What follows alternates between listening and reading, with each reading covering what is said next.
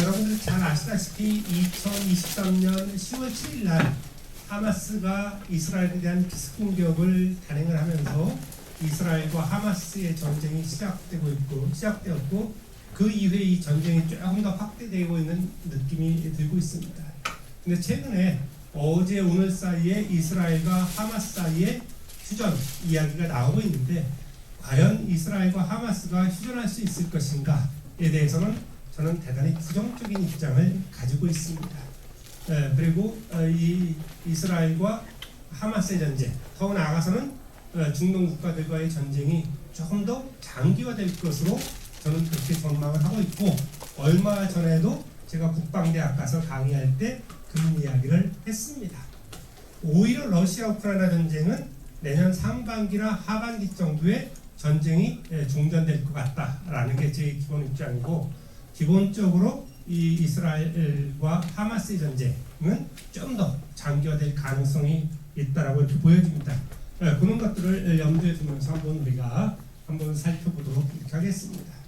그런데 우리가 기본적으로 이스라엘과 팔레스타인 이야기를 할 때 이 중동 정치에 대한 기본적인 베이스가 없습니다. 그러다 보니까 현대의 이야기만 하면 너무나 어려워요, 학생들이. 그래서 전반적으로 중동 정치의 역사 흐름을 좀 보면서 최근에 이스라엘과 하마스 전쟁의 어떤 발발 원인, 그리고 그 이후의 전망, 이런 식으로 한번 내보도록 하겠습니다. 강의 순서는 이렇게 되어 있고요. 그래서 한 8가지 주제를 갖고 한번 이야기를 해볼 생각입니다. 먼저 팔레스타인의 위치. 이 팔레스타인이다라고 했을 때 우리가 팔레스타인 지역을 의미하기도 하고요, 팔레스타인에 있는 아랍인들을 의미하기도 한다. 그래서 팔레스타인이라는 것 자체가 두 가지 이중적인 의미를 담고 있다라고 이렇게 볼 수 있습니다.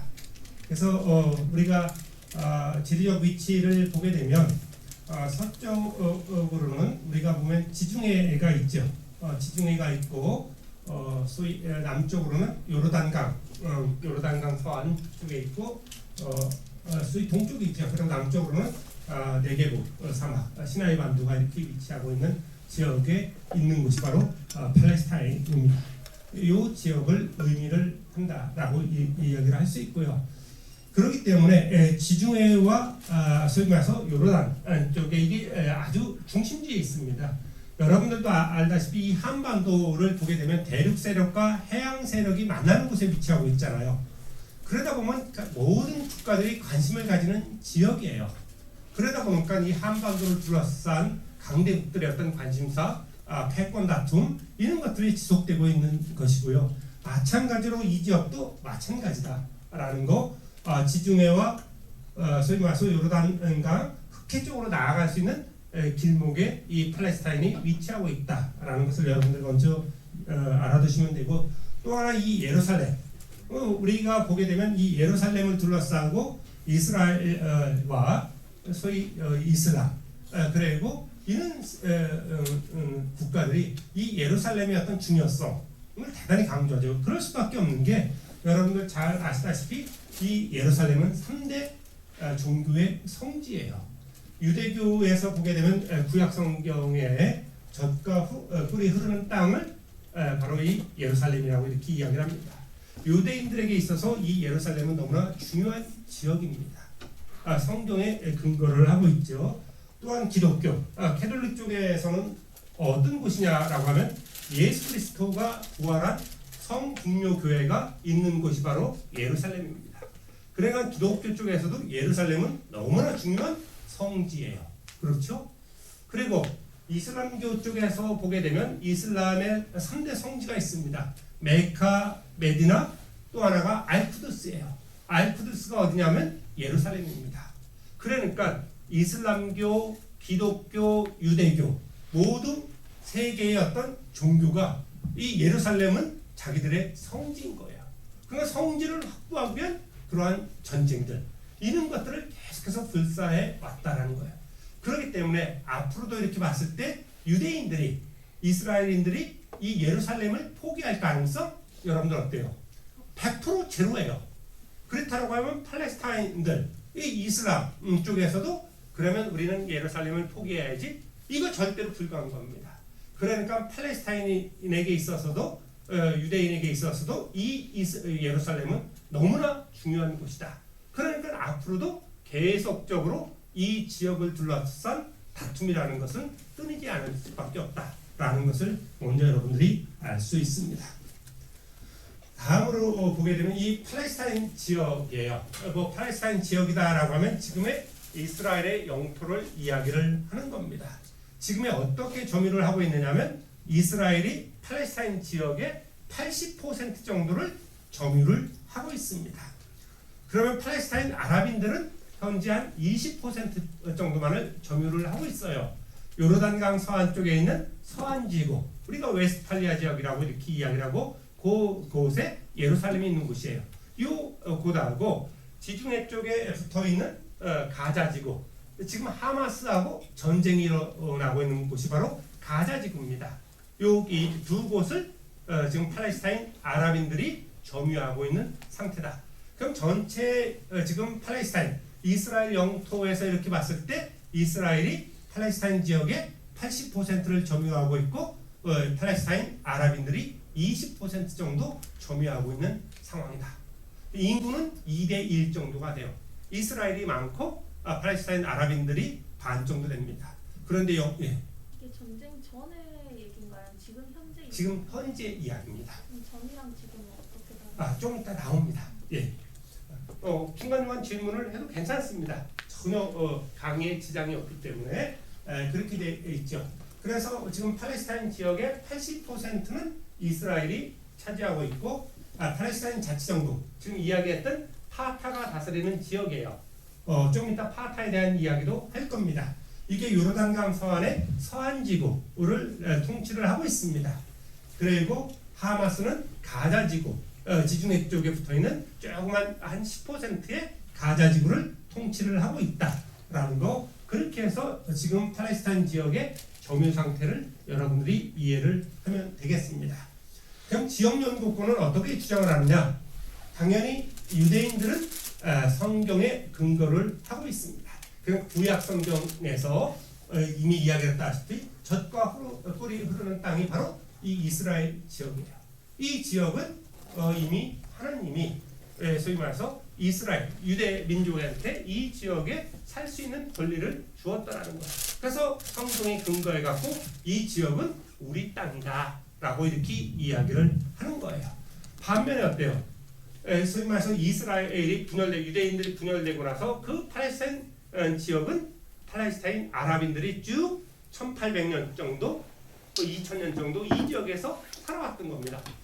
팔레스타인 아랍인들 입장에서는 어때요? 너무 황당한 거잖아요. 자기네들이 쭉 이 지역에서 살아왔는데, 그리고 유대인들은 전부 다 소위 디아스포라를 경험해서 전 세계로 흩어져 버린 거잖아요. 이 지역, 팔레스타인 지역은 아랍인들이 우리가 이렇게 터전해갖고 1800년 정도 그 이상을 살아왔는데 갑자기 유대인들이 와서 성경에 근거하니까 여기가 우리 거다, 너네 나가라 라고 하니까 팔레스타인 아랍인 쪽에서는 약간 황당할 수 있는 거죠.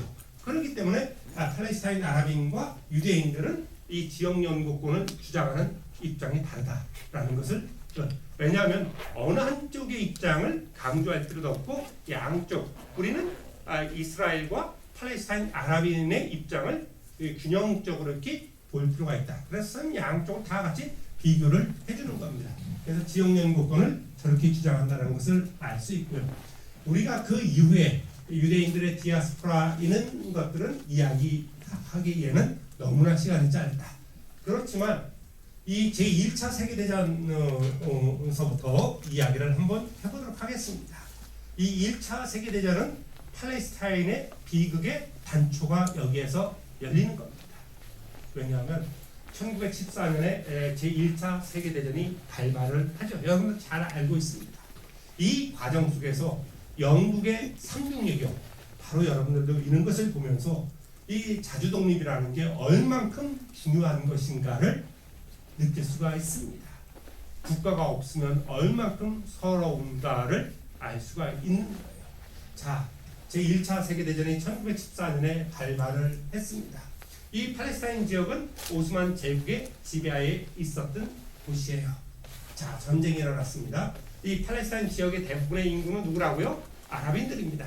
유대인들은 대부분 유럽이나 아프리카 이쪽에서 지금 상업 활동을 하고 있고 디아스포라를 당해서 전 세계에 뿔뿔이 흩어져 있었던 상황이에요.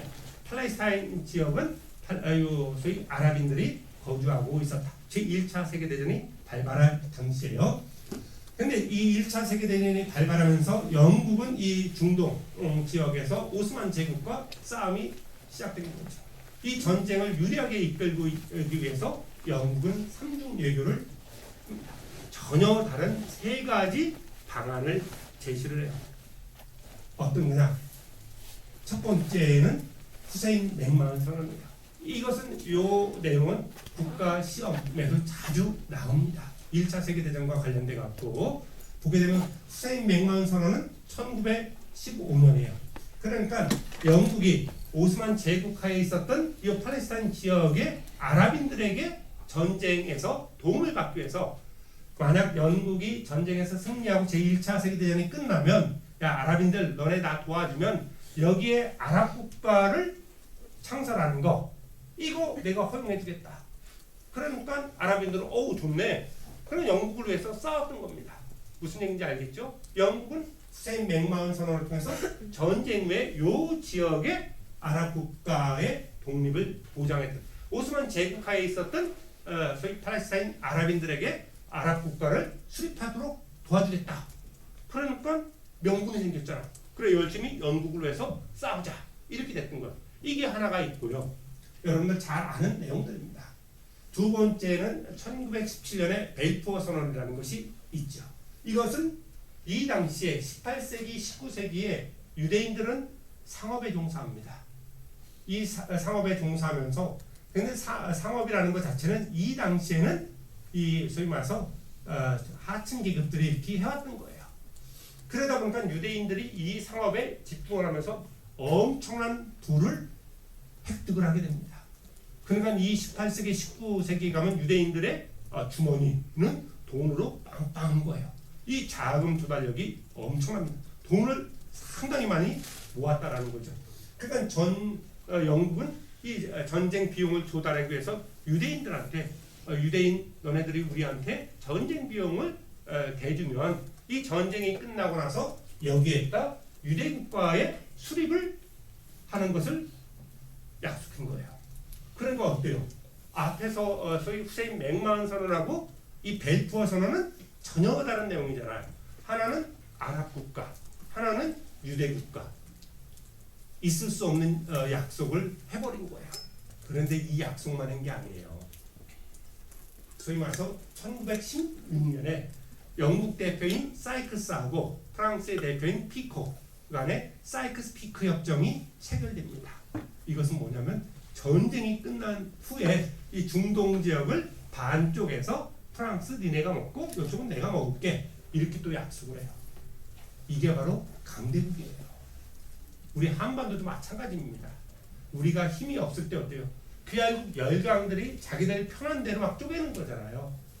똑같은 일들이 벌어진 겁니다. 그래서 사이크스-피크 협정은 전쟁이 끝난 후에 중동 지역을 분할하겠다. 그래서 영국이 팔레스타인과 바그다드를 점령을 하고 프랑스는 시리아 해안 쪽을 점령하고 두 국가 사이의 대표가 합의인 거예요. 저는 협정을 맺. 그러니까 이 시기에 팔레스타인 지역을 놓고 세계에 서로 대립되는 이러한 조약들, 협정들이 만들어진 겁니다. 그런데 전쟁은 어떻게 됐어요? 결국 연합국의 승리로 끝납니다. 그런데 영국은 이 지역을 어떻게 하느냐? 위임 통치를 해버려요. 아랍 국가도 유대 국가도 안 만들어주고 영국이 이 시기는 제국주의 시대잖아요. 그러니까 많은 국가들이 소위 강대국들이 자기의 영토를 넓혀나가는 시대입니다. 그러니까 이 지역을 위임 통치를 하게 됩니다. 그러니까 아랍인들도 씩씩거리고 유대인들도 씩씩거리고 하는 상황이 벌어집니다. 그러한 과정 속에서 영국은 유럽에 있었던 아랍인들이 팔레스타인 지역에 들어오는 것을 허용을 합니다. 근데 문제는 뭐라 그랬어요? 유대인들이 엄청난 자금 조달력이 있었다고 했죠. 그래서 이 팔레스타인 지역에 들어와서 많은 농토들을 사들이는 겁니다. 그런 거 어때요? 그 대농장을 유대인들이 소유를 하게 되고 거기에 아랍인들이 소작농으로서 들어가는 상황이 발생을 한다. 그러니까 1920년, 30년, 40년에 아랍인과 유대인들 사이에는 계속적으로 충돌이 발생할 수밖에 없었던 거죠. 그런데 영국이 너무 피곤한 거야. 이 상황을 계속 영국이 이 지역을 갖고 있어봤자 영국한테는 별 도움이 되지 않은 거죠. 그러다 보니까 제2차 세계대전이 끝난 1947년에 영국이 그냥 이 아랍 팔레스타인 지역에 대한 위임 통치를 포기하겠다. 그러면서 유엔에 넘겨버려요. 유엔 니네들이 알아서 해라 이 지역 이렇게 해버린 겁니다. 대단히 어찌 보면 무책임하다라고 이렇게 이야기를 할 수 있죠. 그러니까 유엔도 이게 넘어오니까 유엔에서 팔레스타인 특별위원회를 구성을 합니다. 거기에서 어떤 안이 결정되냐면 이 팔레스타인 지역을 팔레스타인 지역에 2개의 국가를 수립하는 안을 결정합니다. 유엔의 어떤 팔레스타인 특별위원회에서 일방적으로 결정을 한 거예요. 뭐 아랍인들의 어떤 입장도 들어보지 않고 유대인들의 입장도 들어보지 않고 일방적으로 팔레스타인 지역을 유대 국가와 아랍 국가로 2개를 수립하는 방안을 결정을 하게 된다라는 겁니다. 그 내용을 보게 되면 우리 아까 학생이 이야기했던 게 바로 여기 나옵니다.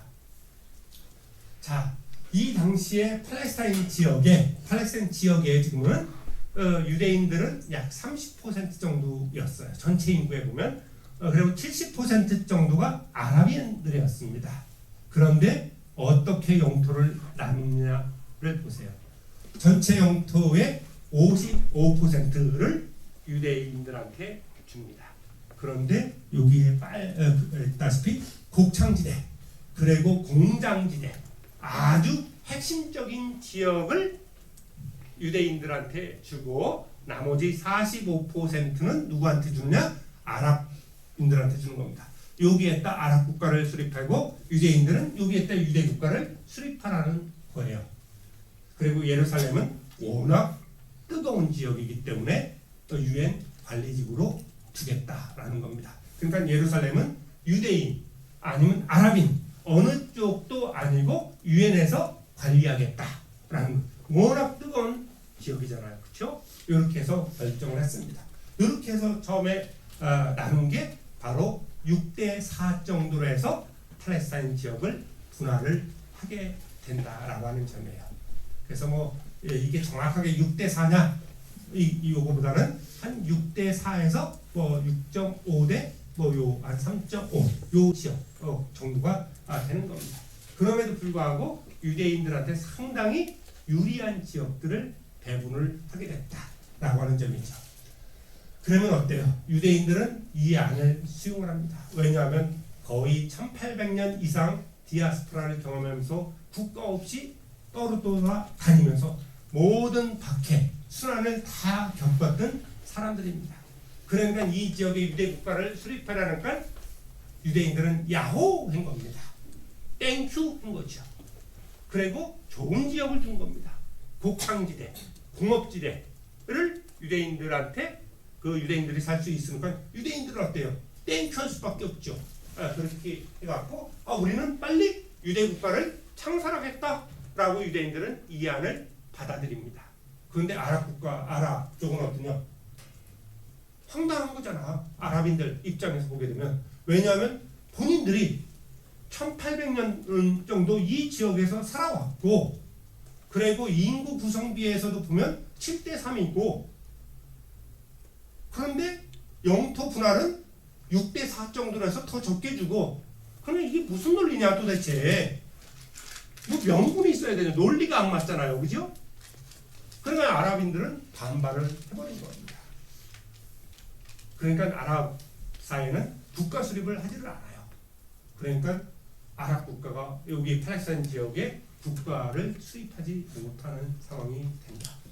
그러면 여러분들한테 한번 퀴즈를 내보면 그냥 간단하게 왜 이렇게 유엔 팔레스타인 특별위원회는 이러한 결정을 내릴 수밖에 없었는가? 유엔은 왜 이렇게 유대인들한테 우호적이고 아랍 사이에 대단히 좀 불리한 이러한 결정을 내릴 수밖에 없었는가 하는 점이에요. 왜 그랬을까요? 혹시 UN 그 미국이 좀 주요 국가였을 텐데 이 유대인이 그쪽 그런 그 강대국의 기득권층으로 들어갔기 때문에 기득권이라기보다는 많은 아까도 얘기했다시피 경제적인 부를 가지고 있었던 것도 있어요. 또 하나는 제2차 세계대전과 같이 맞물려 있습니다. 인권 문제하고도 같이 맞물려 있는 게 뭐죠? 나치. 맞아요. 나치 학살 이거에 대해서 이 서구 사회가 눈 감았다라는 거. 그래서 600만 명에 가까운 유대인들이 희생을 당하잖아요. 이거에 대해서 서구 사회가 상당한 죄책감과 부담을 갖고 있었던 겁니다. 그런데 서구 사회에는 아랍에 대해서는 큰 부담이 없었던 거예요. 그러다 보니까 바로 유대인들한테 상당히 유리한 결정을 내리게 됐다. 아우 좋습니다. 적극적으로 참여해 줘서 바로 이렇게 돼서 유엔 브라날이 이렇게 결정이 된다라고 하는 점이에요.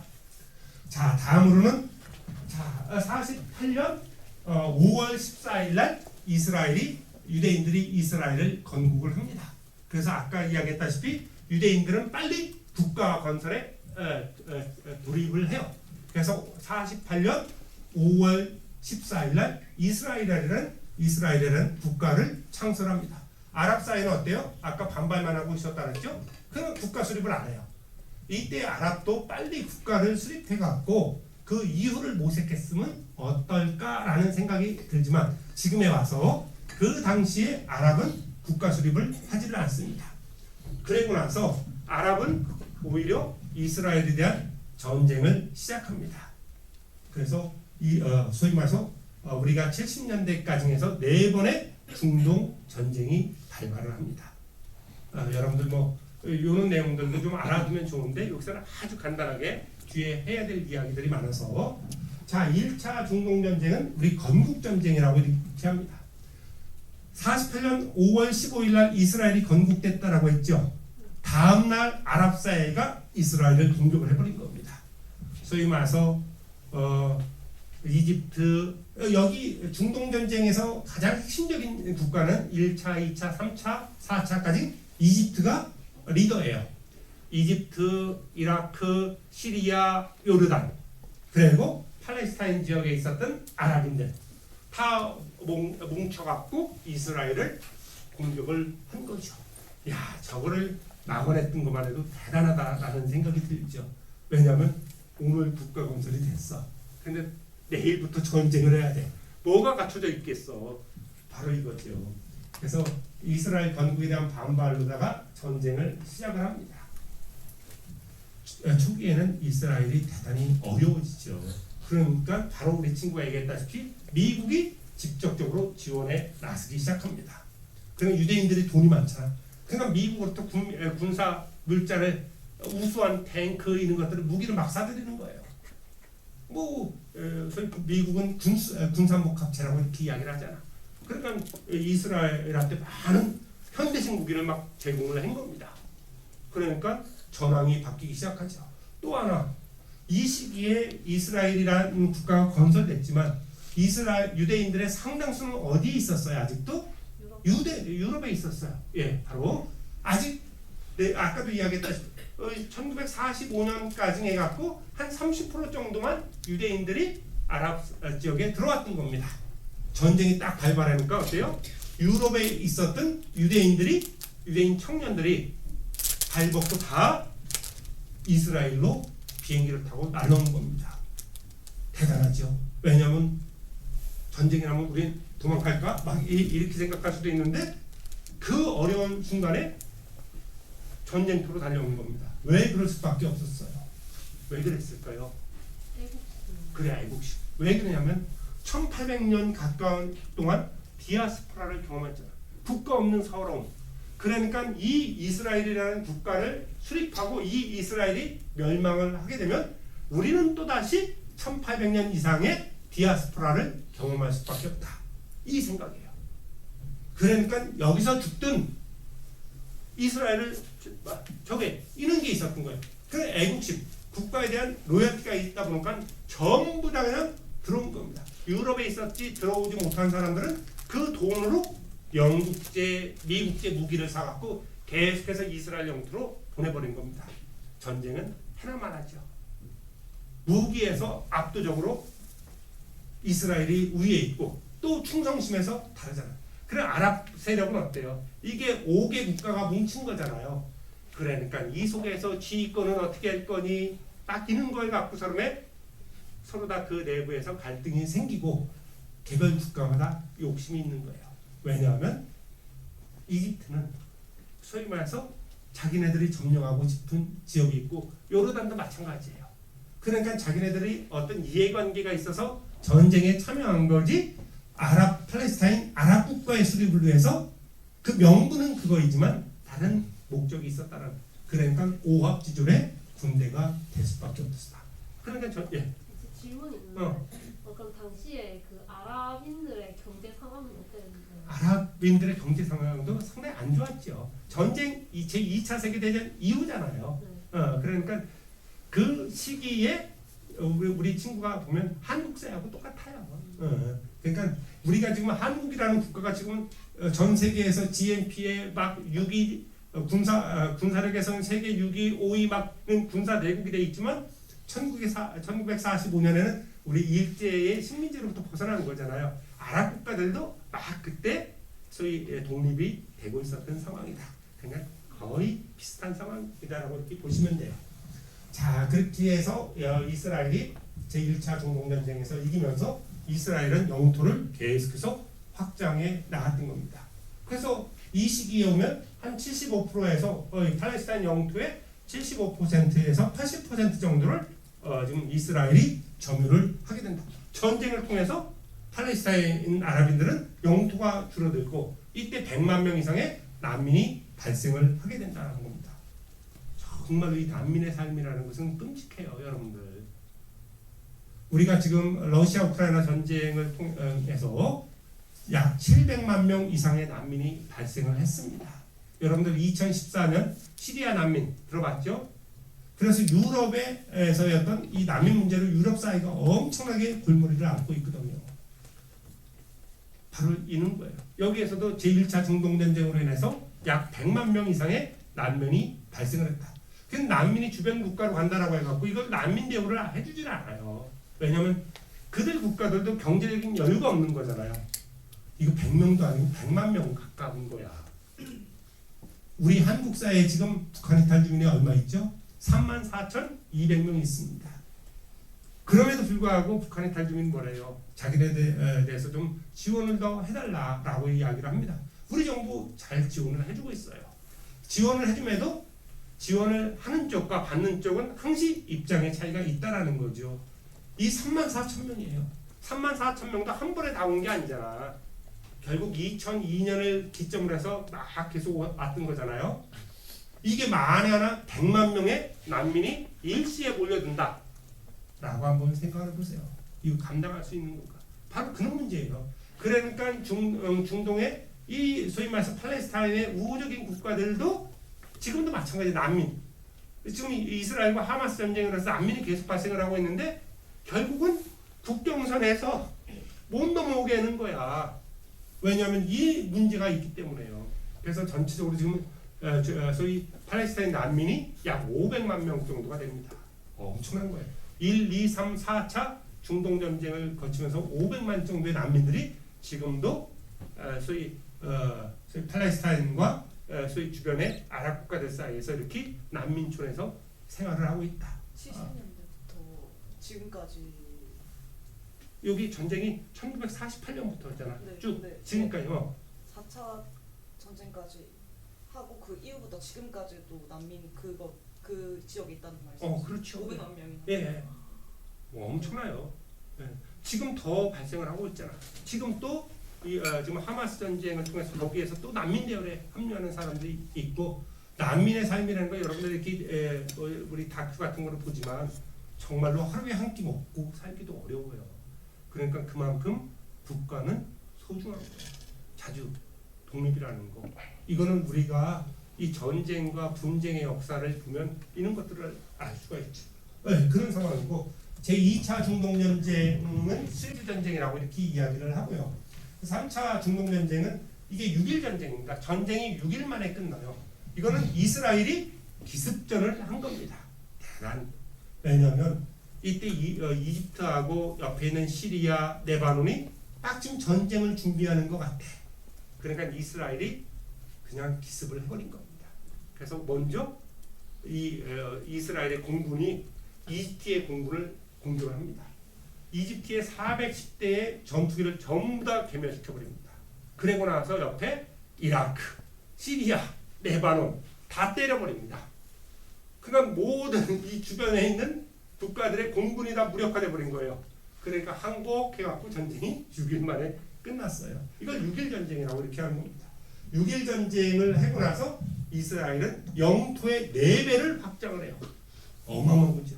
왜냐하면 이집트 지역의 시나이 반도 네게브 사막을 전부 다 점령을 해버리고, 그리고 시리아, 레바논 쪽에 있는 골란 고원도 다 점령을 해버리고, 요르단이 점령하고 있었던 서안 지구도 점령을 해버리고, 그러나 이때 예루살렘도 점령을 해버리는 거예요.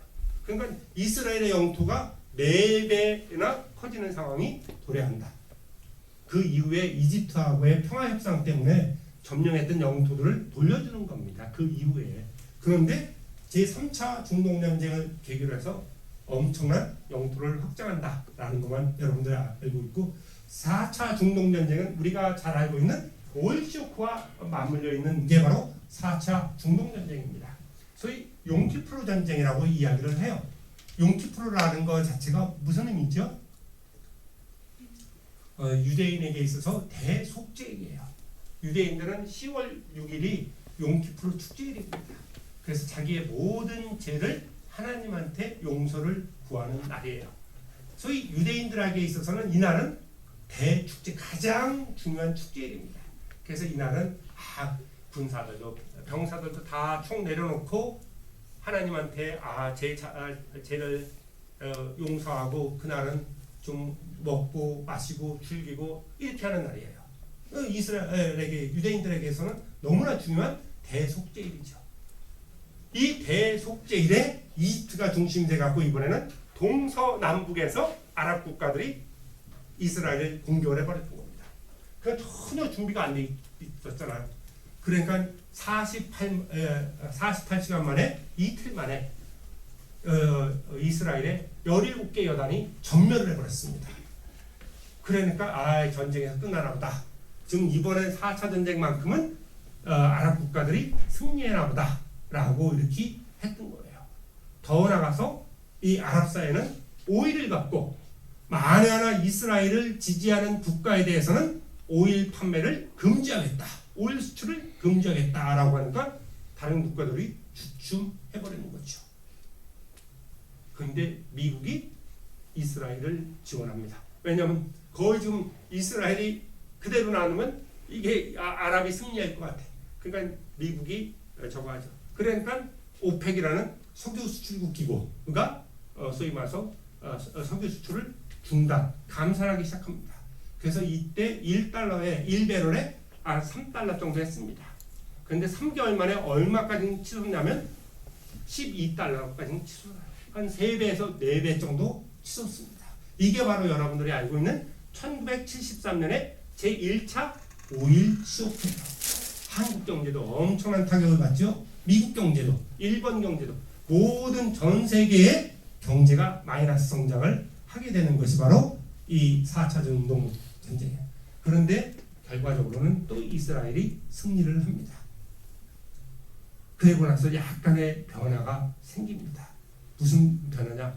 1차, 2차, 3차, 4차 중동전쟁은 아랍사회에서 어느 국가가 주도했다라고 했죠? 이집트가 주도를 해왔습니다. 생각을 해보니까 더 이상 싸워봤자 이길 가능성도 없고 막 이런 생각이 들었던 거예요. 그리고 미국도 이집트한테 좀 이스라엘과의 어떤 평화 협상 이런 것들을 저거를 제안을 하는 거죠. 그러한 과정 속에서 이스라엘과 이집트 사이에 전략적인 타협이 모색이 됩니다. 그래서 이집트는 그러면 너네가 3차 중동전쟁 때 너네가 점령했던 소위 이집트의 영토를 반환해 주면 더 이상 이집트는 이스라엘을 적으로 간주하지 않고 이스라엘과의 국교를 정상화하게 하겠다. 그러니까 그 얘기는 뭐예요? 국교를 정상화한다는 게 뭐야? 다시 관계를 정상화한다는 거죠. 이거예요. 그 국가를 인정한다는 거야. 지금도 마찬가지로 미국과 북한 사이에 체제 보장이라는 게 뭐냐면 체제 보장을 해준다라고 하는 것은 북한을 인정한다는 그걸 정상국가로 인정하고 수교를 맺는다라는 이 의미를 갖는 거거든요. 그러니까 이집트하고 이스라엘이 수교를 맺으면 어때? 이것을 중동 아랍에 있는 모든 국가들은 어때요? 지금 이스라엘을 국가로 인정하지 않는 상황이에요. 그런데 아랍의 맹주인 이집트가 이스라엘과 수교를 맺으면 어떤 거야? 이스라엘에 대한 존재 국가를 인정을 해버리게 되는 거야. 그러면 덩달아 옆에 있는 요르단, 시리아 이런 국가들이 마지못해서 그래 이스라엘하고 손 내밀면서 악수를 하는 거죠. 이게 바로 뭐냐면 이스라엘의 존재를 인정하게 된다는 그 의미예요.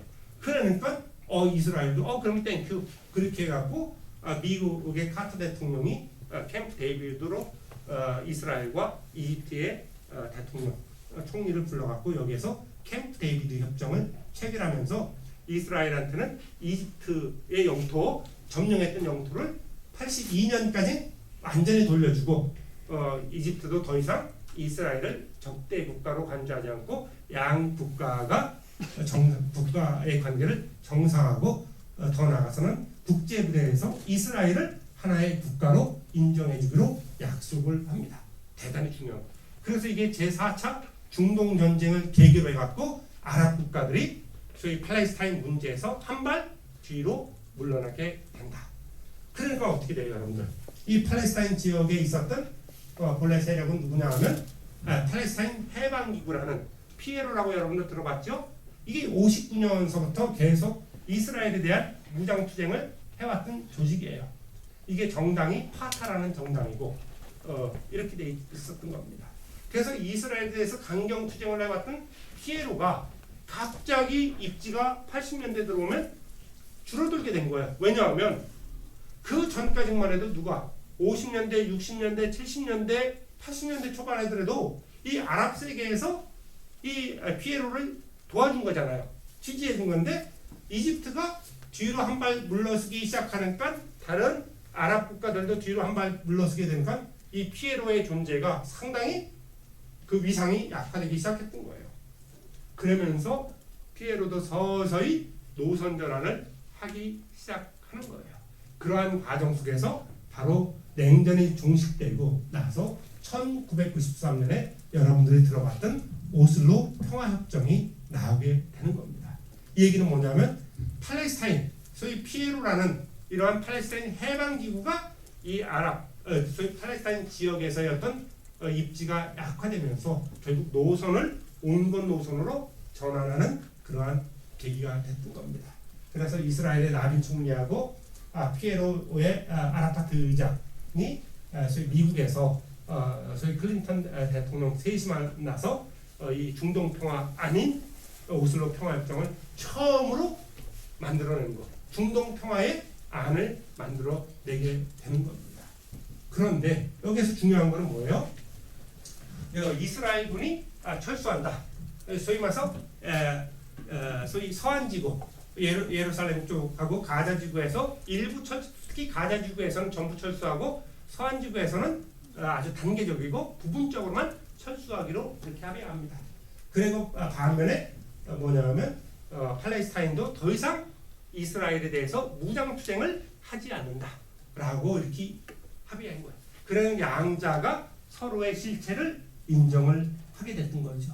이렇게 합의를 하게 됐던 거. 자, 팔레스타인 아라파트 의장이 나를 인정한 거야.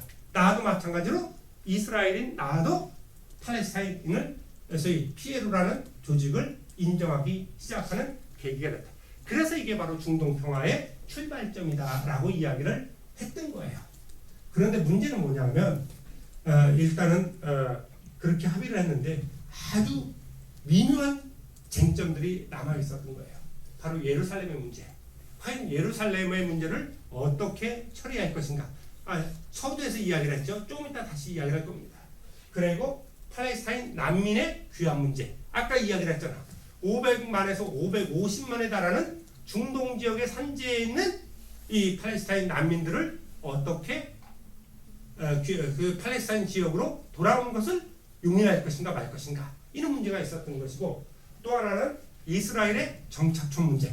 그러니까 서한지구, 지금 이번에 전쟁도 바로 2022년에 네타냐후 총리가 다시 재집권하면서 이 서한지구에 이스라엘 정착촌이 있거든요.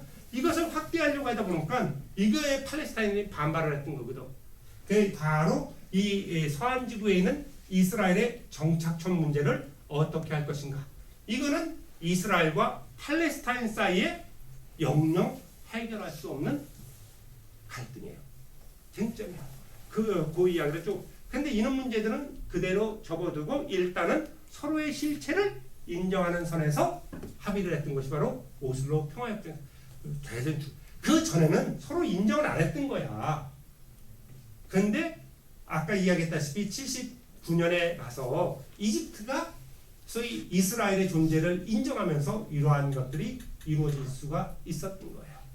그런데 이렇게 해서 소위 말해서 피에로, 이 정당이 파타예요. 파타가 온건 노선을 취하니까 여기에 반발하는 세력들이 있겠죠. 강경투쟁을 원하는 노선들이 있을 거예요.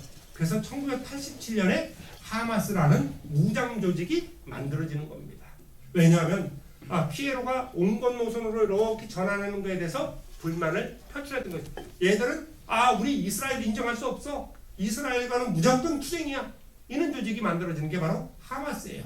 이것이 87년에 만들어지고 이 하마스라는 조직이 90년대부터 세력을 키워나가게 된다라고 하는 거예요. 예. 근데 서로의 존재를 인정했다고 하는데 그러면 이때 당시에 팔레스타인은 국가를 형성을 한 거예요? 아니요. 국가는 아직 인정을 하지 않은 거예요. 그냥 서로의 실체만 피에로가 소위 자치정부 형태로 피해 형태로만 인정을 한 거예요. 질문. 하세요. 그러면 혹시 그 팔레스타인 그 정부하고 하마스는 관계가 어떤? 지금 할 거야. 조금만 기다리세요. 지금 하마스하고 파타 또 하지 않아? 우리 친구들 되게 열심히 하네.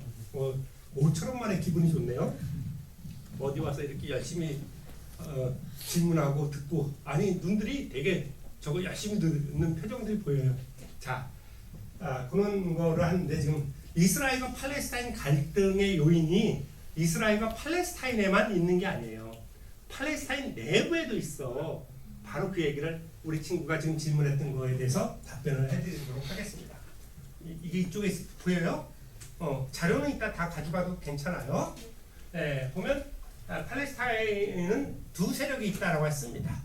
1950년대부터 80년대까지 주도해왔던 것이 바로 피에로, 소위 팔레스타인 해방기구고 그 모체인 정당이 파타예요. 그래서 지금 서한지구를 다스리고 있는 것이 파타라고 하기도 하고 파타당이라고도 합니다. 근데 일반적으로 파타당이라고 하지 않고 그냥 우리는 파타라고만 이야기를 합니다. 이 하마스도 마찬가지로 하마스라는 정당이에요. 정당이자 무장 조직이에요. 두 가지 의미를 다 갖고 있습니다. 하마스 정당으로 이렇게 할 수도 있고 하마스라는 무장 조직이라고 할 수도 있는데 이 하마스는 87년에 결성이 된다.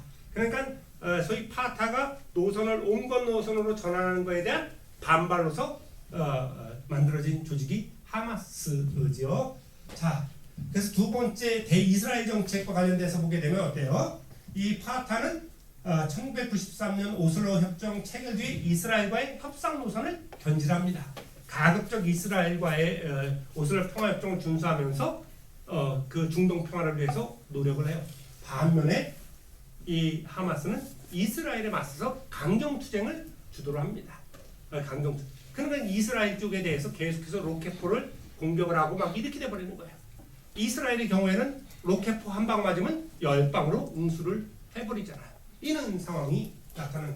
그리고 그 위상과 관련돼서 보게 되면 소위 파타의 경우는 서방 국가와 이스라엘의 지지를, 서방 국가들은 파타를 인정을 하고 있어요. 그러니까 파타가 너네가 팔레스타인 지역의 대표 조직이다라는 것을 인정을 하고 있는 상황이죠. 그리고 지금은 서한 지구를 통치한다. 웨스트뱅크 지역을 통치를 한다라고 이렇게 이야기를 했습니다. 여기가 팔레스타인 지역의 10%가 되는 거예요. 그러니까 이스라엘 전 영토의 10%가 되는 거고, 이 하마스의 경우는 미국과 이스라엘의 경우는 이 하마스를 정당으로 보지 않고 테러 조직으로 이렇게 간주하고 있어요.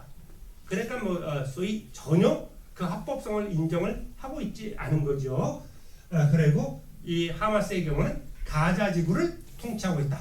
그러니까 지중해 쪽에 보게 되면 그러니까 이스라엘 영토의 가장 서쪽인 한 구퉁이 가자, 선생님 지도를 안 가져와서 좀 그런데 그 가자 지구를 통치를 하고 있습니다. 요것도 또 한 10% 정도가 되는 거예요. 본래는 이 서한 지구하고 가자 지구를 누가 통치를 했느냐면 파타가 통치를 했어요. 파타가 90년대 다 통치를 해왔는데 2006년 총선이 해서 이 소위 하마스가 파타를 눌러. 그래서 결과적으로 이 서한 지구는 그대로 파타가 다스리고 이 가자 지구는 하마스하고 파타의 연립 정권이 들어서거든. 연립한 형태로 있는데 2007년에 들어서 하마스가 파타를 내쫓아버려. 그러면서 이 가자 지구를 하마스가 통치하게 되는 거야. 이렇게 돼서 양분화가 되는 거예요. 그런데 얘들 둘이 협력을 해도 모자르잖아. 파타하고 하마스가 협력을 해도 모자르는데 서로 다 으르렁거리고 싸우는 거야. 서로의 존재를 부정을 해버리는 거야. 이게 더 문제야. 이게 갈라지면 이게 어렵다라는 거예요. 그리고 하마스는 계속해서 무장 투쟁을 하니까 얘들은 이스라엘의 집중적인 공격을 받고, 그러니까 하마스는 파타에 대해서 너네는 배신자 이렇게 이야기를 해버리는 거죠. 파타는 너네는 현실을 모르는 극우주의자 막 이렇게 얘기를 해버리는. 그러니까 서로의 불신이 너무 큰 거예요. 네, 그런 상황이다라는 걸 또 하나 알아두면 될 것 같고요. 자, 그래서 요거 이야기를 했다시피 2006년 팔레스타인, 왜냐하면 이게 아까 90년대 지금은 파타가 온건 노선으로 전환하면서 처음에는 그렇게 하마스에 대한 지지가 높지는 않았어요. 그런데 이 강경 투쟁을 해왔던 사람들은 여전히 우리가 이상하다, 왜 온건 노선을 하면서 왜 미국과 이스라엘에 대해서 저거 하나 막 이런 생각을 했던 거야. 그런데 한편에서 하마스가 강경 투쟁을 하니까 일부의 사람들이 지금 하마스를 지지하기 시작을 해버렸던 거죠. 그 하마스는 더 그거에 힘을 얻어서 더 세게 강경 투쟁을 해버렸던 거죠. 이러한 과정 속에서 2006년 11월 달에 총선에서 깜짝 놀라버린 거야. 이 하마스가 파타를 누르고 제1당이 돼버려요. 그러면서 이 서한 지구는 빼놓고 이 가자 지구를 하마스하고 파타가 양분해서 하는 연립정 코리션 거버먼트를 수립을 해. 그런데 2007년에 이 파타를 내몰아 버려요. 그래서 단독으로 가자 지구를 통치를 하게 된다라는 거. 근데 문제는 뭐냐면 이 가자 지구를 혼자 통치하면서 이스라엘에 대해서 강경 투쟁을 하잖아요. 그러니까 이스라엘이 다시 보복 공격을 하면서 2008년부터 뭐 정전은 해요. 우리 그만 싸우자. 하지만 또 한 번 로켓 주고받고 이런 것들을 계속 반복을 해왔던 거예요. 그럴 때마다 이스라엘은 이 가자 지구를 완전히 물자가 들어가는 것을 경제 통제를 해버려요. 물자가 못 들어가게. 바로 이것이 좀 이따 이야기할 하마스가 이스라엘을 기습 공격하는 하나의 배경이 되는 거예요. 왜냐하면 이스라엘이 가자 지구를 통제해버리니까 물자가 안 들어가죠. 그럼 어때? 배가 고프지? 사람들 배가 고프면 어때요? 지지율이 올라가요? 떨어져요? 당연히 떨어지죠. 경제라는 것은 정권의 지지율과 대단히 밀접한 관계를 갖는. 하마스에 대한 이때 2006년에 대한 높은 지지율이 꼰두박질 치기 시작합니다.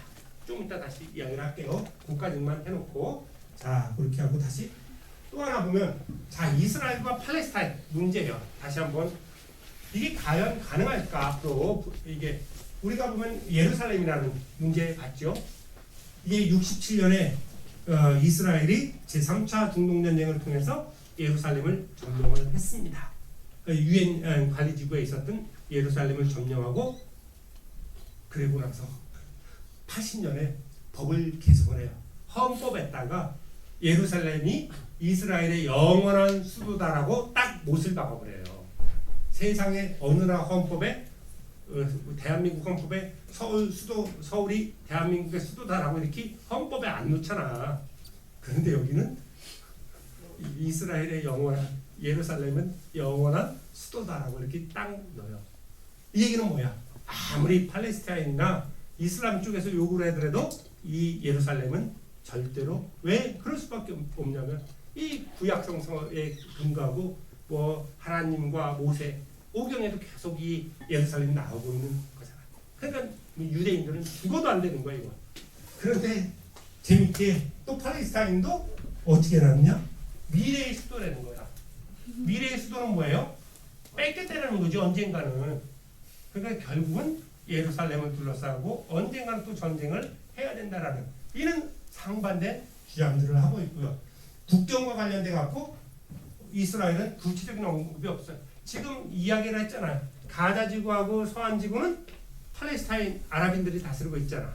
그래서 서한 지구는 파타가 그리고 가자 지구는 하마스가 통치를 하고 있죠. 근데 이스라엘은 전혀 언급이 없어. 이 얘기는 뭐냐면 전부 내 땅인데 이 얘기예요. 전부 내 땅인데 잠깐 이쪽에 팔레스타인 아랍인들이 살 수 있도록 잠깐 빌려준 땅이다. 이게 개념인 거야. 그런데 팔레스타인은 예루살렘과 서한지구와 가자지구는 우리의 영토다. 요것이 국경선이라는 거야. 여기 요렇게 국경선이 그어서 간다는 거야. 여기가 서한지구면 여기 서한은 우리 땅, 가자지구도 우리 땅. 이는 개념을 갖고 있는 거야. 그럼 국경이 있다라는 거야 지금 이 팔레스타인들은. 그런데 이스라엘 유대인들은 국경? 무슨 국경? 이렇게 돼버리는 거지. 무슨 얘기인지 알겠지? 그만큼 지금 난제들이 많아. 또 하나 정착촌과 관련돼서 아까 이야기했 이게 대단히 중요한 문제예요. 이 서한지구에 가면 여러분들 아마 뭐 언제 기회가 돼갖고 이스라엘 쪽에 이게 성지순례가 보게 되면 이 서한지구 예루살렘 쪽 가면 이 정착촌들이 쫙 있거든. 지금의 이스라엘의 경우에는 서한지구의 정착촌을 오히려 확대하려고 하거든. 그런데 팔레스타인은 서한지구에 있는 이 정착촌을 전부 다 철거해달라고 요구를 해요. 이게 또 안 맞는 거야. 국가 지위와 관련돼 갖고 이미 이야기했던 것처럼 이스라엘은 팔레스타인 국가를 인정할 용의가 있다. 그래서 인정을 하고 있잖아요. 그래서 파타를 인정을 하고 있어. 이 국가 지위를 국가로서 인정을 하는 게 아니야. 그러니까 이 팔레스타인이라는 것 자체가 지금 국가의 성격도 같지만 완전한 독립국가의 어떤 성격은 아닌 거예요. 약간의 좀 중간 정도, 이 정도로 보시면 돼요. 단지 뭐냐면 이스라엘의 위협이 되지 않은 비무장 국가여야 된다. 그럼 팔레스타인의 국가는 비무장 국가여야 된다는 거야. 무장하지 않는 국가가 돼야 된다. 여러분들이 생각을 한번 해보세요. 그게 가능한 얘기인지. 그리고 팔레스타인 쪽에서 팔레스타인 자치정부는 이스라엘을 인정하겠다. 파타, PA는 인정하겠다라는 거죠. 반면에 하마스는 이스라엘을 인정할 수 없다라는 거고, 이 난민, 이스라엘은 예전 거주지로의 귀환을 돌아가겠다. 왜냐하면 550만에 이르는 난민들이 이스라엘 영토로 들어오게 되면 지금의 인구는 뭐라 그랬어? 2대1이라 그랬잖아. 550만이 들어오면 1대1이 돼버리는 거예요. 그럼 영토에 지금 팔레스타인 아랍인들이 거주하는 영토는 한 20% 된다 그랬잖아. 거기에 550만을 어떻게 살 수 없잖아. 그러면 결과적으로 영토를 더 내줘야 되는 상황. 이 상황을 이스라엘은 받아들일 수가 없는 거예요. 반면에 팔레스타인은 중동에 거주하고 있는 550만의 난민은 반드시 팔레스타인 지역으로 귀환을 해야 된다라는 그들의 삶이 너무나 고단하다. 그러니까 이 지역에 들어와서 살아야 된다라는 이런 것들 때문에 너무 첨예하게 대립을 하니까 결과적으로 중동 평화라는 것 자체는 보면 대단히 어렵다라는 것을 알 수 있어요. 그럼에도 불구하고 전쟁, 완전한 어떤 평화는 이룰 수 없다라고 하더라도 이 전쟁, 분쟁만의 어떤 정도를 좀 낮추는 그러한 노력들을 계속해서 진행해 나가야 되는 거, 그것까지 포기해서는 안 된다라고 하는 점이죠. 자, 그렇다라고 하면 이스라엘과 하마스 전쟁에 대한 이야기를 한번 해보도록 하겠습니다. 첫 번째의 하나의 발단이다라고 하게 되면 이 알 악사 모스크 이게 이슬람의 어떤 성지예요. 소위 여기에 대해서 결국은 유대인들이 그러니까 기본적으로 각 종교의 성지다라고 하면 우리가 그걸 존중을 해주는 게 필요합니다. 그렇죠. 한국도 우리는 불교, 기독교, 소위 천주교 이렇게 있지만 다들 존중을 해주고 있으면 종교가 조화를 그런 대로 배타적이지만 조화를 이루고 있어요. 누가 기독교 신자가 조계종 가서 막 그렇게 안 하잖아. 그렇죠? 이것이 기본적으로 서로의 종교를 인정해주면서 나아가는 길이에요. 그런데 여기에서는 가끔가다 유대인들이 소위 말해서 이 이슬람의 이게 모스크에 가서 좀 약간 소위 팔레스타인 아랍인들이 받아들이기 어려운 행위들을 해요. 막 나서서 한다든지 가서 좀 이상한 짓들을 한다든지 막 이렇게 되면 어때요? 우리 종교의 성지에 와서 모스크에 와서 그러면 화 나죠. 이게 바로 발단이 하나. 이거는 계속적으로 이전부터도 있었던 거예요. 그렇기 때문에 이것이 직접적인 발단이다라고는 할 수 없다. 하나의 어떤 간접적인 어떤 요인은 된다라고 하는 점이죠. 두 번째가 중요합니다. 소위 하마스의 지지율의 급락이라는 거. 아까 이야기를 했죠. 2006년에 총선에서는 하마스가 파타를 누르고 제1당이 될 정도로 소위 팔레스타인 아랍인들한테 지지를 받았어요. 근데 문제는 뭐냐면 아까도 이야기했다시피 2008년부터 이스라엘과 하마스가 정전협정을 체결하지만 종종 서로 로켓포를 주고받았어. 그러면서 이스라엘은 계속해서 이 가자 지구를 통제해버린 거야. 그러니까 가자 지구에서였던 주민들의 삶이라는 것이 너무나 황폐하게 돼버립니다. 물자가 없는 거야. 아파도 약이 없고 막 이런 상황이 벌어졌던 거예요. 사람들이 배고프기 시작하면 어쩔 저건 여러분들 이와 관련돼서 설명 하나 적어보면 1917년 10월달에 레닌이 볼셰비크 혁명을 일으키잖아요. 러시아 혁명을 해. 그때 레닌이 내걸었던 구호가 뭐예요, 여러분들? 사회주의? 그 당시에 사람들이 사회주의라는 걸 어떻게 알겠어요? 그거는 지식인들의 전유물이야. 마르크스 레닌주의 이런 거는 지식인들만이 갖고 있었던 저거지요. 무슨 노동자 농민들이 그 당시에 지금하고 상황이 완전히 다르. 그래서 내걸었던 구호가 아주 단순해. 여러분도 한번 맞춰보세요. 노동자에는 뭐를 준다고 했을까? 밥을 줘. 맞아. 밥이 아니라 빵이야. 밥이랑 빵이랑 동일하지. 농민에게는 쌀을. 쌀, 농토를 주겠다라는 거야. 왜냐하면 이때는 전부 다 소작농이잖아. 그런데 농토를 주겠다는 건 뭐야? 자작농, 자기가 농사를 지을 땅을 주겠다라는 거야. 이야, 이거만큼 좋은 게 어디 있어요? 그 노동자들한테 빵을 주겠다라는 거야. 밥을 주겠다라는 거 말 그대로. 하루 삼시세끼 배불리 먹을 수 있도록 빵을 주겠다라는 거야. 그 당시에 사람들은 교수님 그게 뭐가 중요해요? 왜냐면 그 당시에는 하루에 한 끼도 못 먹는 사람들이 대부분이었어요. 그런데 세 끼를 배불리 먹게 해주겠다. 그 농민한테는 땅을 주겠다. 너네들이 경작해갖고 왜냐면 여러분들 한국 영화 군도라는 거 봤죠? 하정우하고 강동원이 나온 거. 그거 18세기, 19세기 밀란이잖아요. 왜냐하면 전부 다 그 시기에 지방의 농민들은 다 소작농이야.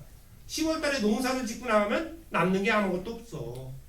그러니까 또 봄 되면 완전히 쫄쫄 우리 한국도 1960년대까지 보릿고개라는 게 있었어요. 여러분들 책에서 봐. 그만큼 어렵던 거죠. 그런데 먹고 살게 해준다? 그러니까 모두 다 곡괭이 들고 나온 거예요. 그래서 혁명이 성공했던 거야. 그런데 여기도 마찬가지로 하마스에 대한 지지를 했어. 그래서 하마스를 막 지지를 해왔고 이스라엘에 대한 강경 투쟁하는 것을 지지를 해왔는데 이 가자 지구로 물자가 안 들어오네? 그러니까 나의 삶이 너무 힘들어지는 거야. 근데 이 하마스가 어떤 것도 못 해주잖아. 그러다 보니까 하마스에 대한 지지가 계속해서 떨어지고 하마스에 대해서 반대하는 시위가 이 가자 지구에서 발생을 했던 거예요. 그러니까 하마스는 절체절명의 위기에 내몰리게 됐던 거예요. 무슨 얘기인지 알겠죠? 바로 이런 것들. 이런 것들을 타개할 필요성이 있었던 거고요. 또 하나 중요한 거는 바로 팔레스타인의 고립화를 차단하겠다는 게 어떤 내용이냐라고 하면 팔레스타인은 이슬람교는 여러분들 잘 알다시피 두 개의 종파로 크게 나눠져 있습니다. 시아파와 수니파라는 종파로 나눠져 있죠. 이 시아파의 모국은 이란이에요. 수니파의 모국은 우리가 사우디아라비아라고 합니다. 그리고 수니파가 전체 지금 65%에서 70% 정도가 되고요. 시아파가 한 25% 그리고 기타 이렇게 해서 되어 있습니다. 기본적으로 이슬람의 종파에서는 수니파가 더 지금 우세한 상황이죠. 그런데 이 수니파 시아파를 떠나서 다 이 팔레스타인을 지원을 했던 거예요. 이란도 지원을 해주고 사우디도 지원을 해왔던 겁니다. 그러니까 이란과 사우디가 지원을 했다는 얘기는 뭐예요? 다른 아랍 국가들도 전부 다 팔레스타인 아랍인들을 지원을 했다라는 얘기예요. 그러니까 특히 60년대, 70년대, 80년대는 말할 것도 없죠. 그런데 최근에 들어서 이스라엘이 사우디하고의 관계를 개선을 하려고 해요. 사우디하고의 관계 개선이 상당히 진전됐어. 왜냐하면 사우디도 미국과의 관계가 미국도 사우디를 중시하고 있고 사우디도 미국을 중시하는 상황이에요. 그런 상황 속에서 이스라엘도 사우디하고 관계를 개선을 하게 되면 어때? 사우디를 중심으로 한 이 수니파 국가들과 자연스럽게 관계를 회복할 수 있잖아. 그래서 이스라엘도 상당히 사우디에 공을 들여왔어요. 더 나가서 사우디의 입장으로 어떻게 돼요? 이스라엘과의 관계를 회복하면 이란을 포위할 수가 있잖아. 그렇죠? 그러니까 사우디도 이스라엘과의 수교를 하면 얻을 것도 있고 이스라엘도 상당히 많은 것을 얻을 수 있고 그러다 보니까 이스라엘과 사우디가 관계 개선을 하려고 하는 움직임 이게 상당히 많이 진전됐던 거야. 그랬더니 결국 이 하마스가 긴장을 해버린 거죠. 그리고 그 배후에 있었던 이란이 결국 그런 것들을 하면서 결국 이런 것들을 전쟁이 나면 어떻게 돼? 그런 것들이 일시적으로 다 중단될 거 아니야. 왜냐하면 이스라엘이 어찌됐든 간에 엄청난 군사력을 동원해 갖고 하마스 가자 지구를 공격을 하게 되면 아랍 국가들이 이스라엘과의 관계 개선을 하려고 했던 그러한 움직임들을 잠깐 보류하거나 뒤로 추춤할 수밖에 없는 거죠. 바로 그것을 노렸던 거예요. 바로 이는 정치라는 게 바로 이런 거예요. 그래서 그런 속에서 결국 하마스가 이스라엘을 공격을 하면서 이러한 것들이 맞물리면서 이스라엘과 하마스 사이에 전쟁이 발발했다라고 이렇게 볼 수가 있는 겁니다. 무슨 얘기인지 알겠죠? 그런데 전쟁이 발발했을 때 어때요? 아랍 국가들은 전부 다가 이스라엘에 대해서 마치 공격할 듯이 전쟁에 참여 하마스를 지지할 듯한 움직임을 다 보였습니다. 그런데 어때요? 아랍 국가들 전부 다 한 발씩 뒤로 다 뺐습니다. 단지 레바논의 헤즈볼라라든지 이는 일부의 무장 조직들만 소위 이스라엘에 대해서 무장 공격을 했던 거죠. 그러니까 아랍 국가의 하마스에 대한 소극적 지지. 본래는 아랍 국가들이 적극적으로 지지할 것이다라고 했지만 왜냐하면 아랍 국가들도 이후에 미국과의 관계가 있는 거예요. 미국과의 관계 그리고 이스라엘과의 관계를 개선할 필요성이 있었던 거예요. 그러다 보니까 무리하게 여기에 전쟁에 개입하지 않고 그냥 언술로서만 프로파간다로서만 이스라엘을 비난하는 형태가 돼버렸던 거예요. 마찬가지로 미국도 어때요? 이번에는 우리가 소위 아까 이야기했던 중동 전쟁하고는 좀 달라요. 미국에 대한 미국의 이스라엘이라는 지지도 상당히 겉으로 보면 예전에 비해서 보면 소극적이에요. 왜냐하면 미국도 소위 아랍 국가들과의 관계를 고려를 하고 있는 거예요. 그러다 보니까 이스라엘에 대해서 지지는 하지만 예전만큼은 그 강도가 대단히 낮다라고 이렇게 볼 수 있습니다. 그래서 미국의 이스라엘에 대한 소극적 지지는 아랍 국가 및 사우디하고의 관계를 고려한 조치로 이렇게 볼 수 있다라고 이렇게 보여지는 거예요. 그러면 여러분들 가끔 내가 우리 언론에서 매스컴에서 무슨 얘기를 하냐면 이스라엘의 방공망을 우리는 뭐라 그러죠? 아이언돔이라고 합니다. 6층으로 이렇게 요격 시스템을 갖추고 있어요. 그런데 무슨 얘기를 하냐면 아이언돔, 이스라엘 요격 체제는 가장 우수하다라고 이렇게 이야기를 하는데 지난번에 이란으로부터 한 200발 정도의 탄도미사일이 날려왔는데 몇 발을 못 맞췄어요. 이스라엘 영토에 떨어졌어. 그랬더니 아이언돔도 뚫렸다라고 이렇게 표현을 하죠. 그게 맞는 표현인가? 왜냐하면 여러분들 아이언돔이 없으면 어때요? 200발이라는 탄도미사일이 다 떨어지면 대구 시내 초토화되고 아무것도 없습니다. 그런데 거의 다 요격하고 한 6발 정도만 날라온 거잖아. 그러니까 피해가 발생을 해도 아주 국지적으로 발생을 하는 거야. 그러니까 언론의 표현이라는 거를 우리가 잘 여러분들이 저거 할 때 접할 필요가 있다라고 하는 거예요. 그만큼 우리도 계속해서 이 요격 체계를 갖추고 있는 거잖아요. 그래서 우리도 북한으로부터 날라올 수 있는 탄도미사일 같은 거, 이 대구 지역에는 나름대로의 어떤 방어 시스템이 잘 갖춰져 있습니다. 더 이상은 군사 기밀이기 때문에 여러분한테 이야기를 안 하는데 대구 지역도 상당히 방어할 수 있는 것들이 이렇게 갖춰져 있다라고 하는 거. 근데 문제는 뭐냐면 이 난민들, 이 전쟁이 발발하면서 난민들이 발생을 하고 있어요. 근데 이것이 바로 국가들 사이의 이해관계입니다. 이 난민 아랍 국가들이 난민 수용이 대단히 부정적이야. 그러니까 이 난민들이 오도 가도 못하는 일들이 계속해서 발생을 하고 있다라고 하는 점이에요. 이런 문제들이 있고, 선생님이 자 지금 마지막 컷이 왔는데 해보 좀 질문을 받도록 하겠습니다. 진단을 해보면 이스라엘과 하마스 간의 전쟁은 종결되겠죠. 그렇지만 선생님은 지금의 정전협정, 평화협정이 막 저거 나오고 있어서 실제 그렇게 갈 건지 어떨지는 잘 모르겠어요. 그렇지만 지난주에 선생님이 국방대학에서 강의할 때만 하더라도 중동 전쟁은 한 2-3년 정도 더 진행될 것이다라고 이야기를 했습니다. 저도 빨리 종전이 됐으면 좋겠어요. 어떻게 될지는 잘 모르겠다. 그렇지만 선생님이 생각하는 거 여러분들한테 다 이야기해 줄 수는 없지만 아직 이스라엘이 목표로 하는 거 아직 이것을 이루지를 못했다. 그래서 아마 지금의 어떤 국제정치 상황 속에서 국제사회의 눈치 때문에 휴전협정에 일시적으로 동참을 하지만 아마 다시 전쟁을 진행할 가능성이 있다. 그 구체적인 그 내용은 워낙 중요하기 때문에 아직 여러분들한테 전달 못합니다. 그래서 선생님 개인적으로는 조금 더 진행될 것 같다.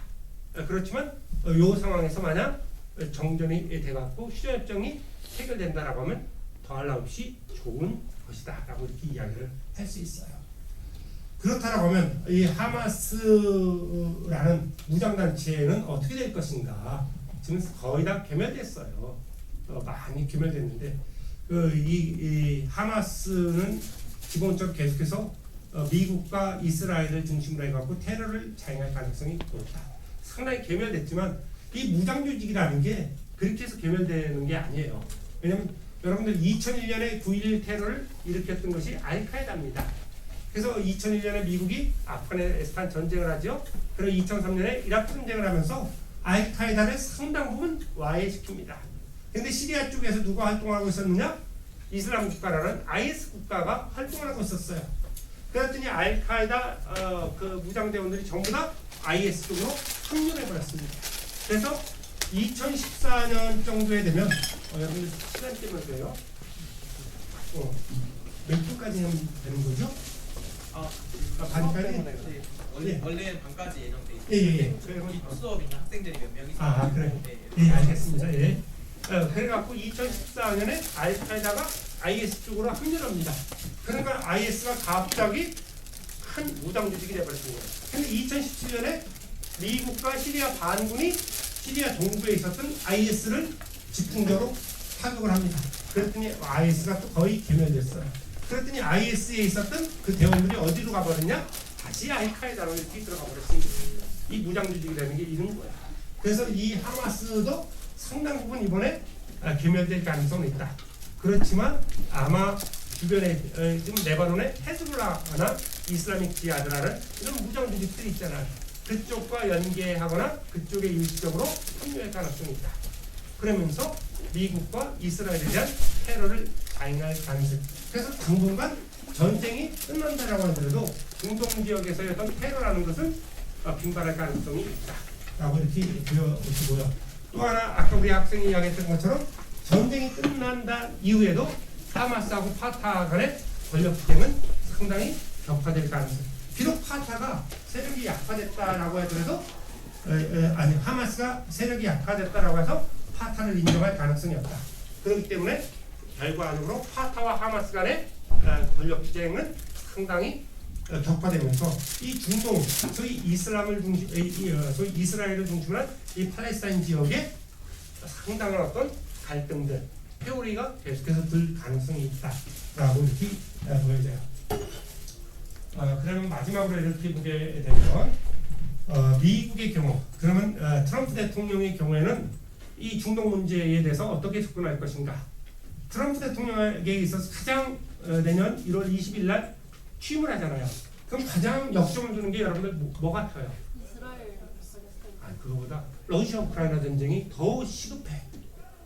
그거를 종전 그걸 해결하려고 노력을 할 거예요. 두 번째는 미국 경제예요. 왜냐하면 우리도 최근에 소위 한국 경제에서도 내년에 우리 한국의 경제 성장률 수치를 계속 낮춰잡고 있잖아요. 하방 곡선을 전 세계 경제가 그리고 있습니다. 통치자들은 경제에 신경을 쓸 수밖에 없다. 그러니까 미국이 보호무역주의라든지 이런 것들을 대단히 강화할 가능성이 있다. 왜냐하면 미국 경제를 회복시킬 거예요. 그래서 트럼프 대통령에게 있어서 가장 중요한 두 가지 문제는 러시아 우크라이나 전쟁의 종결과 미국 경제 회복. 그 다음에 관심 있는 또 하나라고 하면 바로 이 중동 문제가 되는 거예요. 그래서 중동 문제에도 미국은 관심을 기울일 수밖에 없다. 그렇다라고 하면 이게 동아시아가 문제야. 우리 한반도도 대단히 지금 격동의 한반도를 저거 하고 있잖아요. 그런데 미국이 이런 문제에 너무 관심을 기울이니까 오히려 한반도 문제에 크게 관심을 기울이지 못할 가능성도 있다라고 이렇게 보여져요. 네, 그렇게 보고 있고 그래서 전체적으로 봤을 때 2025년의 국제 정세에도 상당히 국가 간의 갈등에 따르는 뭐 이게 세계 도처에서 아마 전쟁, 분쟁의 가능성이 발생할 가능성이 높다. 이게 특정 지역만이 아니라 이것이 오히려 더 확대될 가능성이 있다. 그래서 전체적으로 봤을 때 전쟁의 어두운 그림자가 전 지구적으로 이렇게 좀 들이오는 그는 한 해가 될 수도 있겠다라는 생각이 들고 세계 경제는 대단히 위축될 가능성이 있다. 거기에 따라서 한국 경제도 위축될 가능성이 있다. 한국은 여러분들 알다시피 더더욱 어려운 입장이다. 왜냐하면 북한의 핵 문제라는 거 그것을 직접적으로 안고 있지만 또 경제적으로 어때요? 중국과 한국 사이를 보게 되면 어때? 이 기술의 격차가 거의 없어요. 근데 중국은 대량 생산, 대량 공급이에요. 여러분들 알리익스프레스 이용해 봤어요? 우리 친구. 네. 가격이 싸죠. 그리고 반품하려고 하면 그냥 너 가져. 이렇게 해버립니다. 웬만한 거는. 그리고 한 10만 원짜리만 사면 지금 물건이 죽어요. 옛날에 선생님이 아이들 키우느냐고 중국 이거 사면 갖고 오다 뚝 부러지고 막 그래. 그럼 막 짜증나고 그랬는데 요새는 그런 것들이 많이 줄어들었죠. 그만큼 중국의 기술 격차가 한국과 중국의 기술 격차가 많이 줄어들고 있다. 오히려 역전당하는 것도 많아요. 그렇다라고 하면 지금의 중국이 소위 시진핑 주석이 중국 제조 2025를 저거하고 있는 상황에서 만에 하나 4, 5년 후에 중국이 기술적인 측면에서 한국을 압도하게 된다라고 하면 여러분들 어떻게 되겠어요? 한국 경제는 대단히 어려울 수밖에 없다. 왜냐하면 가격 경쟁력을 확보할 수 없다는 거죠. 지금 우리가 기술이 있기 때문에 좀 단가 가격이 높아도 필요한 사람들은 사요. 근데 중국이 기술을 저거 해갖고 싸게 대량으로 공급한다라고 하면 결국은 우리가 물건을 살 때 한국 제품을 살 거냐 중국 제품을 살 거냐 이렇게 됐을 때 그건 뭐 여러분들의 선택이겠지만 저는 소비자 입장에서는 물건도 좋고 가격도 싸다라고 하면 그쪽을 선택하지 않을까.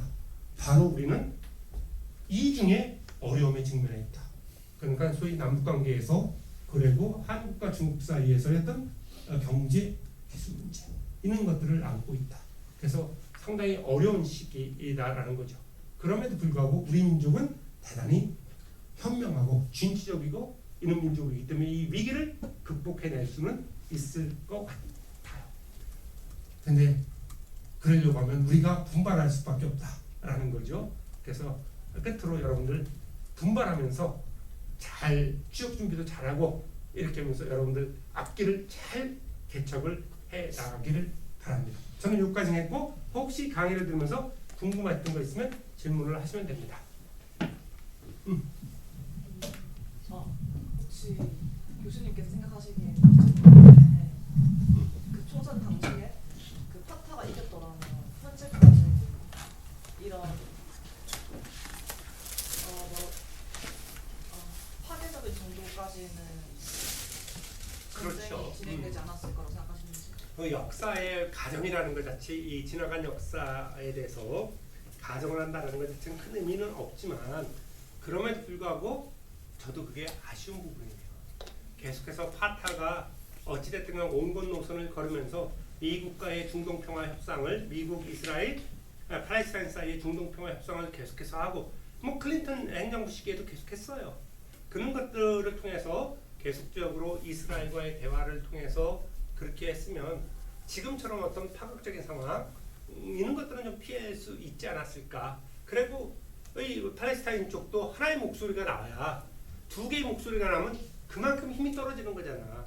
그러니까 하나의 목소리를 나와서 1대1로 이 협상을 하고 그 속에서 본인들이 요구하는 거 그것을 미국을 끼갖고 3자 사이에 이렇게 해버리게 되면 지금보다도 훨씬 더 좀 유리한 상황에 놓여 있을 수도 있고 이러한 전쟁의 소용돌이에 빠지지 않았을 수도 있겠다라는 생각이 들어요. 역사의 가정이지만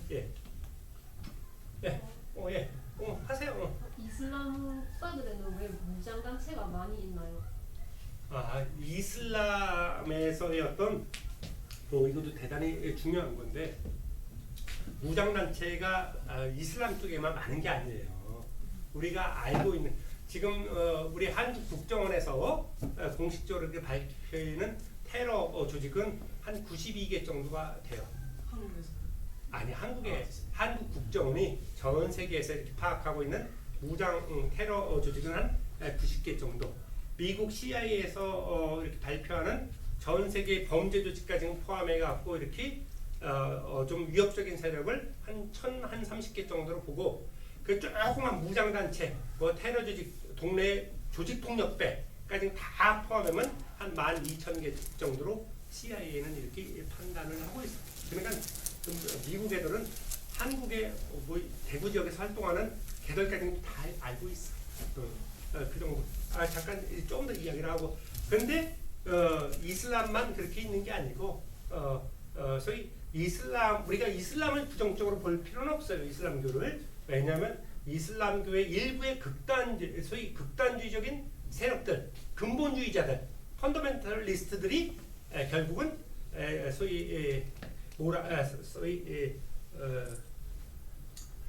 코란을 극단적으로 해석을 해버리면서 그것이 나타나는 것이고 여기서 우리가 중요한 게 이 극단주의자들이 이 소위 미국과 서구 세력만을 대상으로 테러를 자행하는 게 아니라 소위 자기의 반대 세력들 아까 얘기했잖아. 수니파의 경우에는 시아파의 경우에는 수니파를 대상으로 테러를 자행한다. 오히려 이 비율이 더 높아요.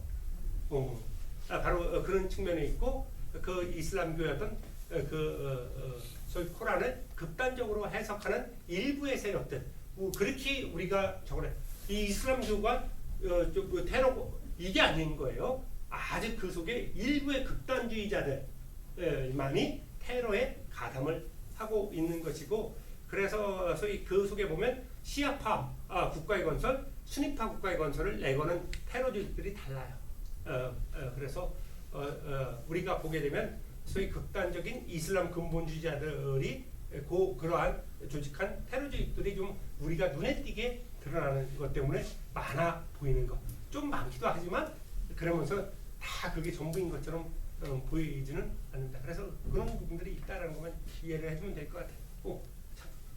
다 받아줄게. 그래 충분히. 그 1차부터 4차까지 중간연님 소련도 참여를 해가지고 그 냉전 구도에 그 전쟁 구도가 있었다고 알고 있는데 소련의 해체가 중동의 이스라엘 쪽을 더 결정적으로 큰 영향을 저희 중동 쪽에 2차 중동 전쟁 때 선생님 이야기를 안 했는데 2차 중동 전쟁 때 미국도 소련도 이스라엘과 척을 져요.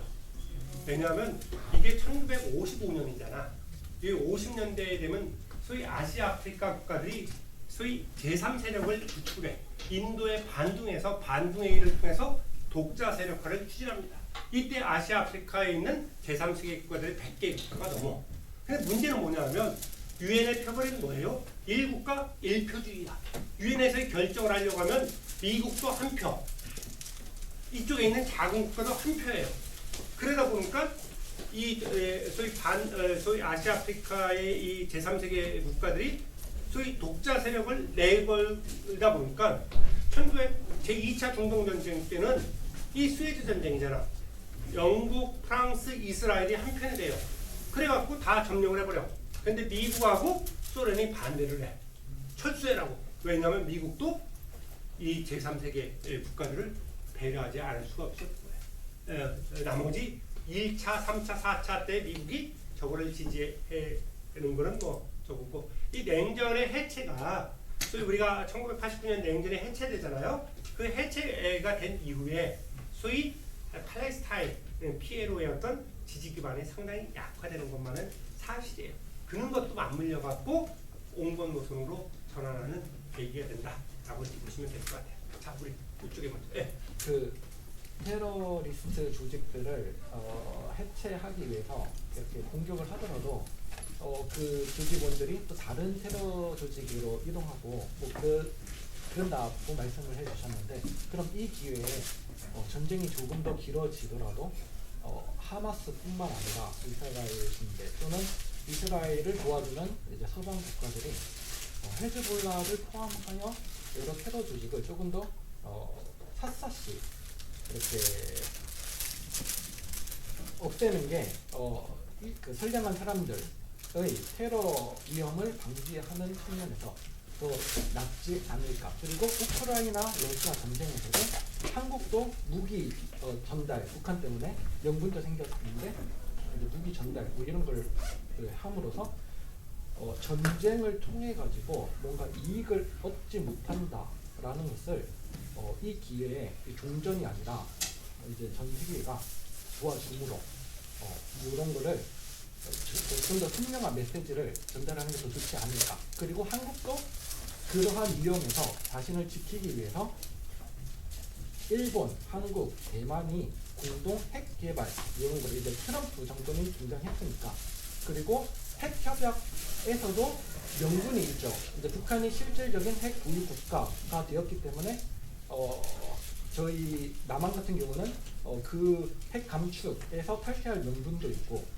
뭐 이런 기회에 트럼프 정권이 등장한 기회에 공동 핵 보유 뭐 이런 쪽으로 가는 게 좋지 않을까 생각을 하는데, 그거에 대해서 어떻게? 뭐 뒤에 부분은 코멘트하기가 대단히 어려운 입장이고 앞 부분에만 이야기를 하면 우리가 군사적 공격에 의해서 테러 조직들을 완전히 섬멸할 수는 근절할 수는 없다.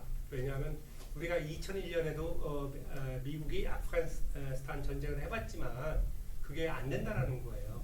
그래서 테러를 근절하려고 하는 다양한 노력들이 있어야 된다. 몇 가지 노력이 같이 맞물려서 이렇게 진행이 돼야 이것이 가능한 건데, 어떤 하나의 수단만 갖고는 대단히 어렵고 그렇다라고 해서 그 테러 조직들을 저거하기 위해서 국제사회가 연대한다, 이건 더더욱 왜냐하면 테러를 바라보는 관점들이 다 국가들마다 좀 차이가 있어요.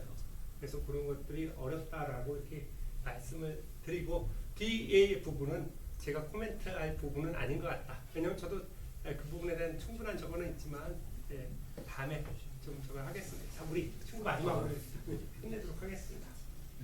일단 결론부터 여쭙자면은 이 28 전쟁이 언제쯤 끝날지를 여쭤보려고 하는데 이거요? 네, 일단 제가 드린 질문의 결론이에요.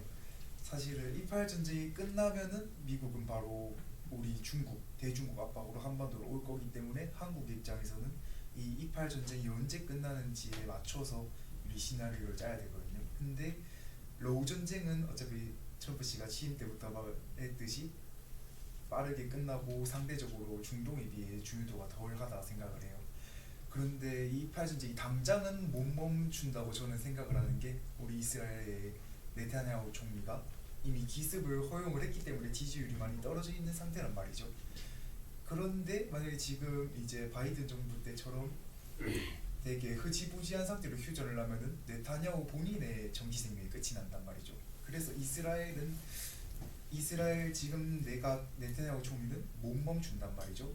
그래서 이제 트럼프가 취임을 했을 때 이 얼마나 네타냐후 총리의 체면을 살려줘야 되는데 네타냐후 총리가 원하는 게 어디까지고 그게 이루어지는 시점이 아마 28 전쟁이 끝나는 시점일 텐데 저는 빠르면 내년 연초에서 상반기 사이로 예상을 해봅니다. 아까도 이야기했다시피 아까 선생님이 이야기를 못하는 부분이 하나 있다라고 했잖아요. 그게 그 부분인가요? 그 부분이 같이 맞물려 있는 거고 네. 왜냐하면 지금 이스라엘의 네타냐후 총리는 연정 체제예요. 여기는 그래서 다른 극우파 정당들하고 같이 연정을 맺고 있어서 우리 친구가 지적했던 부분이 정확해요. 저도 그렇기 때문에 지금 네타냐후를 지지하고 있는 그 정당들이 대부분 극우파 정당이에요.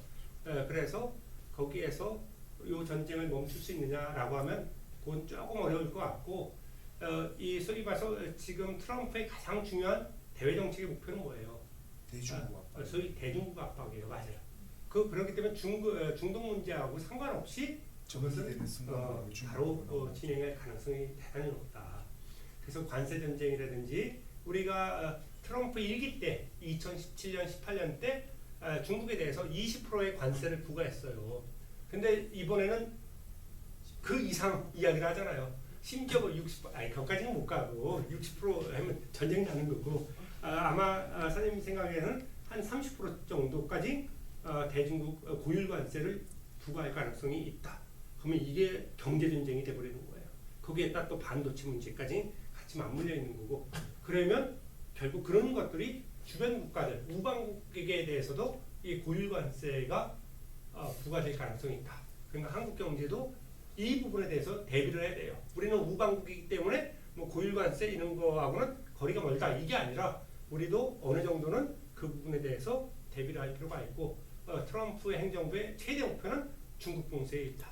그렇기 때문에 서두에서도 이야기했다시피 러시아 우크라이나 전쟁을 조기에 종결 짓고 이 중동 문제는 약간의 좀 보류할 것 같다. 선생님 생각에는 그러면서 집중적으로 대중국 봉쇄에 집중할 가능성이 있다라고 이렇게 보여져요. 그래서 그 이야기를 못한 부분은 좀 미안하긴 한데 이것이 워낙 큰 저거기 때문에 그 부분만 이야기를 해주면 좋을 것 같습니다. 다음 기회에 또 되면 그 부분에 대해서도 이야기를 하도록 하겠습니다. 자, 마치면서 워낙 우리 친구들이 좀 많이 가긴 했는데 수업을 들어줄 때는 정말로 열심히 들어줘갖고 하고 마지막까지 이렇게 남아진 친구들한테 정말로 감사드리면서 여러분들 앞으로 좋은 일들이 많이 있었으면 좋겠습니다. 네, 감사합니다.